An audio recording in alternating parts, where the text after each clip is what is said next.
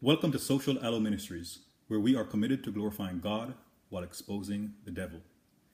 Is your relationship under warranty? You may have heard me say that when it comes to the marital construct, I have two terms. There's marriage and holy matrimony. Marriage being a relationship that two people got into all by themselves. Sometimes one person is coerced into that relationship. But then holy matrimony is when the Lord brings two people together. For example, when he brought Adam and Eve together. And a part of the reason why I asked about if your relationship is under warranty. If you have a product that is under warranty, when there's something deficient with that product, you can take it back to the manufacturer for either repairs or replacement. But if it's not under warranty, then you have to take it to a third party. And if it's outdated, that third party may not fix it at all. When it comes to your relationship, if you get into a human-made relationship, then when something goes wrong and you start crying out to the Lord for help, you may start asking the Lord, Lord, please change a person. Please make him or her come back. Please make him or her treat me better. Please make him or her love me. And the answer you may get from the Lord may be similar to what happened in Exodus 14, when Moses was crying out to the Lord on behalf of the Israelites, and the Lord asked him, why are you crying out to me? And in some cases, for some of you, the Lord may even add by saying, why are you crying out to me? You did not listen when I told you not to get into that relationship. You had not been listening when I told you to let that person go. You had not been listening when I told you to move on. There are times when with those relationships, and I use the term relationship loosely, that are as a result of human effort, yes, it's possible that the Lord may step in a little bit later, but the results may not be to your satisfaction. In Genesis 29, we see how Jacob had an agreement with Laban to marry his younger daughter, Rachel. But he decided to give Jacob Leah instead, a woman he didn't love. And the Lord saw that Leah was hated. And it comes as no surprise. Leah deceived the man into marrying her. He didn't know that he had married her until the following day. He thought he'd spent the night with Rachel. Woke up next morning horrified.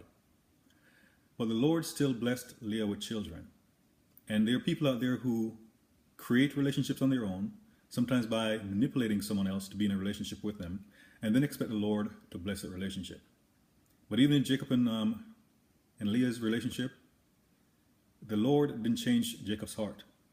Jacob kept on hating her, even though they're still having sexual relations and still kept on producing children.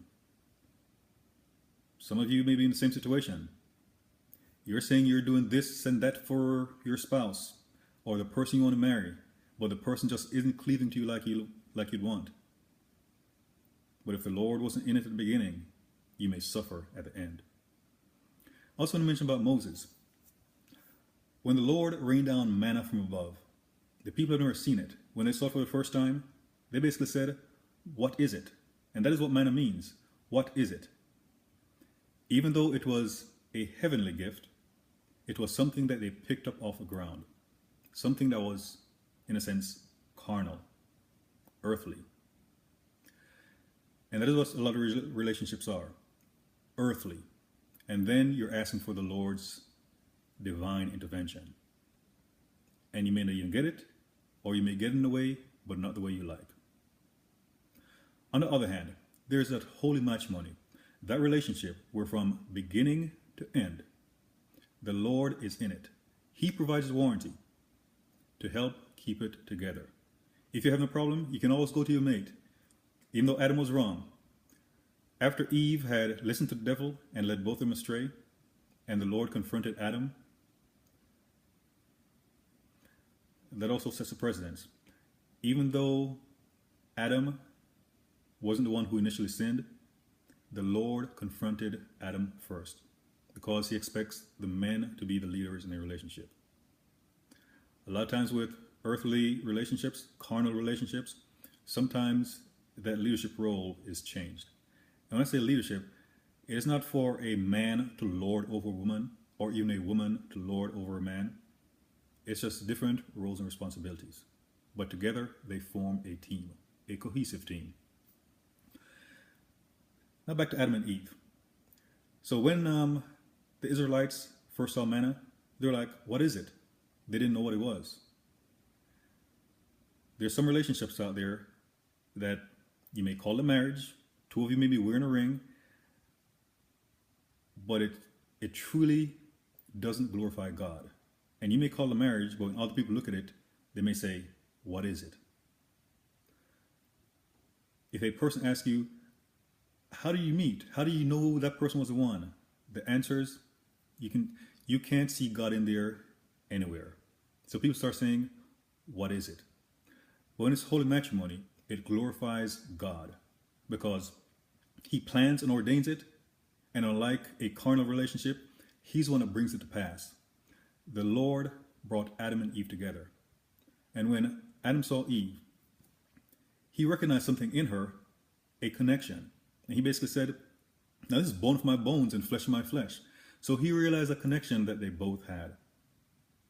And if other people were around, they'd be able to recognize it too. In some cases, many people are in relationships and you just can't see the connection. You may wonder, how did those two end up together?